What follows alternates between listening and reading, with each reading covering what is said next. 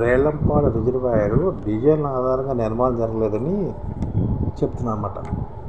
జవహర్ నెట్టంపాడు ఎత్తిపోతల పథకంలోని Relampadu balance రిజర్వాయర్ను design drawing ప్రకారం నిర్మించలేదని కేంద్ర జల విద్యుత్ పరిశోధనా సంస్థ CWPRS నిగ్గు తీర్చింది.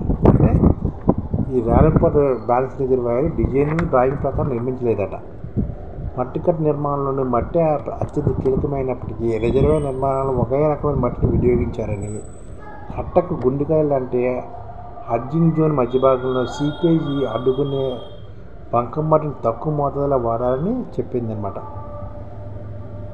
అందువల్లే కట్ట నుంచి సీపేజ్ జరుగుతుంది కూడా ఈ సంస్థ తెప్పింది.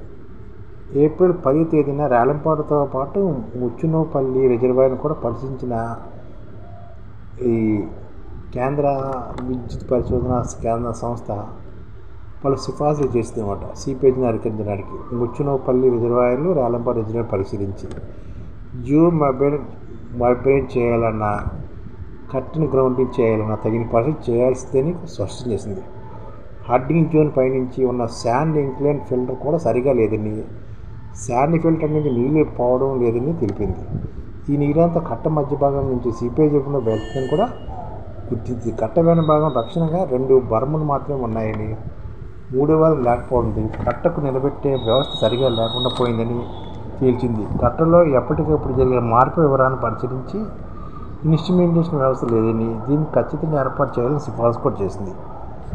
ఇతర సిఫార్సులు ఏంటంటే కట్టలో భూ సాంకేతిక జియో టెక్నికల్ సీపేజ్ అధ్యయనం జరగలేదని, ఇది జరగాలని, సీపేజ్ని ఖచ్చితంగా అంచనా వేయడానికి న్యూమరికల్ మోడలింగ్ విధానంలో వీటిని నిర్వహించాలని కూడా చెప్పింది. కట్టలోకి భాగంలో ఏదైనా ఖాళీ ప్రదేశాలు ఉన్నాయా అన్నది పరిశీలించడానికి 2D ఎలక్ట్రికల్ రెసిస్టివిటీ ఇమేజింగ్ పరీక్షలు జరపాలని కూడా చెప్పింది. కట్ట నుంచి నీరు వేయ మార్గాలు సీపేజ్ రూపంలో బయట వస్తుందో గుర్తించడానికి ట్రేసర్ స్టడీస్ కూడా చేయాలని చెప్పింది.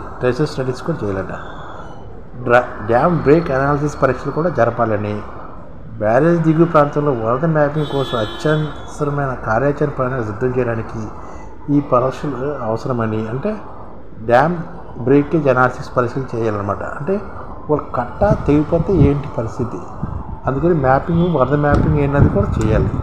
సిఫార్సు చేసిన ఈ పరీక్షలన్నింటినీ నెట్టంపాడు ఎత్తిపోతల పథకంలో ముచ్చునోపల్లి రిజర్వాయర్లో కూడా ఇలాంటివి చేయాలని కూడా సూచించిందన్నమాట. ఈ రేలంపాడు ముచ్చునోపల్లి రిజర్వాయర్లు కూడా పరీక్షలు చేయాలి అని చెప్పి సూచిస్తున్నారు అన్నమాట. ఈ ఛానల్ ముఖ్య ఉద్దేశం ఏంటంటే మన తెలుగు రాష్ట్రాల్లో 1 కోటి మందికి సంఘటిత రంగాల్లో ఏ విధంగా ఉద్యోగాలు ఇవ్వవచ్చు, కనీస నెల జీతం 30,000 వరకు ఏ విధంగా ఇవ్వవచ్చు, ఏ విధంగా చేస్తే ఉద్యోగాలు సృష్టించబడతాయో వివరిస్తూ ఈ ఛానల్లో వీడియోలు వస్తాయి. అలాంటి వీడియోలు మీకు కావాలంటే మన IDF భాస్కర్ ఛానల్ని సబ్స్క్రైబ్ చేసుకోండి. IDF అంటే ఇండియన్ డెవలప్మెంట్ ఫోర్స్. ఈ వీడియోలు చూసిన తర్వాత మీకు నచ్చితే లైక్ చేయండి, మీ ఫ్యామిలీ మెంబర్స్కి షేర్ చేయండి, మరియు మీ ఫ్రెండ్స్కి షేర్ చేయండి. Thank you. నమస్కారం.